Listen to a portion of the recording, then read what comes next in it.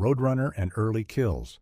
Peter Griffin's kill count begins shockingly early in the series. In just the second episode, I Never Met the Dead Man, he runs down the Roadrunner from Looney Tunes while driving. The scene plays off as a parody of cartoon violence, but within the logic of Family Guy, it marks his first confirmed kill. The bird is flattened on the road, and despite Peter's claim that it was just an ostrich, the implication is clear. The Roadrunner didn't survive. Only one episode later, in Chitty Chitty Death Bang, Peter escalates from one accidental cartoon death to mass violence.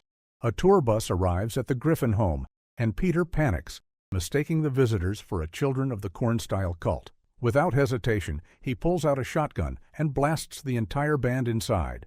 The gag is quick, but the aftermath is undeniable. 3 more bodies on his record. These early episodes establish the pattern that would define Peter's dark side. What begins as slapstick parody quickly evolves into a body count that keeps climbing, making Peter far more than just a bumbling dad. He becomes a consistent killer, both by accident and through reckless intent. Hospital patient and death's job. Peter's next kills happen in places where he should never have been trusted with responsibility. In one episode, he briefly acts as a doctor inside a hospital. When a patient flatlines, Peter tries to revive him using a defibrillator. Instead of saving the man's life, he delivers repeated shocks until the patient dies.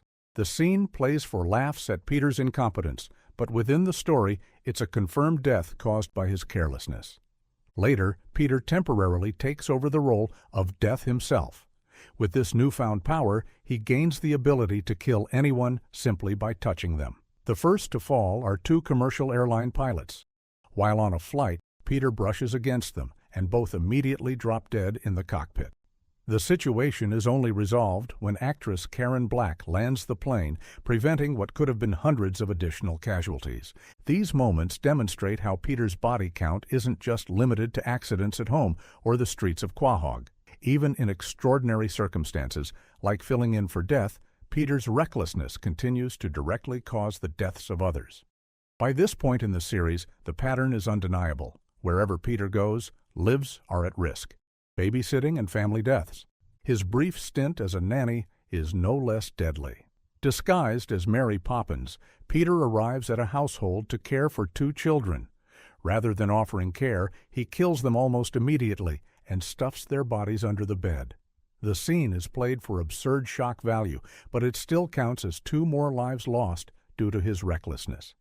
The darkest moment comes when his own family becomes victims. After Peter causes a carbon monoxide leak in the Griffin home, Lois, Chris, and Meg are all killed. Though the series resets in later episodes, within that storyline his actions directly lead to the deaths of 3 family members. By this stage, Peter has shown that no one is safe, not strangers, not children, and not even his own family. His body count expands not just through accidents, but through dangerous behavior that repeatedly ends in tragedy. Brian and bullies. Peter's violence soon extends to those closest to him. One of the most shocking moments comes when he executes Brian in cold blood. The reason? Brian ate Peter's leftover chicken and drank his last cream soda. Channeling a gangster-style hit, Peter takes Brian out, proving that even his best friend isn't safe when food is involved. His brutality also reaches into his children's lives. When Chris is bullied at school by Connie, Peter decides to intervene. But instead of protecting his son in a reasonable way, he kills Connie using a fire extinguisher. The scene is disturbing not only for the act itself, but for how casually Peter confuses innocent victims with his intended target. Peter's own friends aren't spared either. In one episode, he kills Cleveland by striking him with an axe. The death is sudden, graphic, and leaves even Chris horrified by his father's actions. By this point, Peter has demonstrated that his rage, incompetence, and lack of moral boundaries can make victims of anyone, friends, pets, bullies, or innocent bystanders. His kill count is no longer incidental. It's deliberate and increasingly personal. Chainsaw and random victims. Peter's kill count escalates further with a mix of slasher-inspired violence and reckless acts. In a horror parody sequence, he channels the Texas Chainsaw Massacre. Even when shown only as a shadow on the wall, it's clear he's slaughtering people with a chainsaw. The imagery reinforces Peter's transformation from bumbling dad into a full-blown slasher figure, leaving multiple unnamed victims in his wake. His murders aren't limited to parodies. At one point, Peter kills a child just to steal a jet ski. Despite the boat being close by, Peter insists on taking the kid's ride, casually murdering him in the process. It's one of the most senseless examples of Peter's violence, where selfishness alone fuels the kill. Another time, while showing off his skills as a chef, Peter accidentally stabs a woman named Erica to death. His incompetence and need to prove himself constantly spiral into tragedy. By now, Peter's body count includes children, women, and random strangers with no connection to him. The randomness of these killings highlights a dangerous truth. Anyone who crosses Peter's path risks becoming his next victim. Elderly and everyday accidents. Another older woman, Evelyn, also meets her end because of Peter's antics. In both cases, age and vulnerability don't shield the victims. If anything, they make the deaths more unsettling. Even Peter's own father isn't safe. During one of his drunken misadventures, Peter dresses as a clown and attempts a circus-style stunt on the stairs. He tumbles down and crashes into his dad, killing him instantly. The scene is played for absurdity, but within the story, it's a fatal mistake that adds his own parent to the growing body count. These kills underscore how ordinary moments, a night at the club, a family gathering, or an interaction with strangers, can turn deadly with Peter around. His killings are no longer isolated incidents, but part of a pattern where everyday life becomes lethal. Mass killings and terrorist ties. Peter's kill count skyrockets once his actions move from isolated incidents to large-scale destruction. One of the darkest examples is when he remembers feeling alive while mowing down runners at the Boston Marathon. The scene implies a minimum of 25 deaths, instantly multiplying his tally in a horrifying act of mass murder. His recklessness also strikes when he bombs public spaces. Dressed as the Joker, Peter blows up an entire hospital to prevent Stewie from getting a vaccine. Judging by the size of the building and its location, the death toll would easily reach 50 people. He repeats this atrocity later on a children's hospital, where the estimated casualties climb to around 200. Mothers, kids, doctors, and staff all wiped out because of Peter's stunt. His ties to terrorism amplify the chaos further. After befriending Mahmoud, a member of a terrorist group, Peter is given what he thinks is a phone, but is actually a bomb trigger.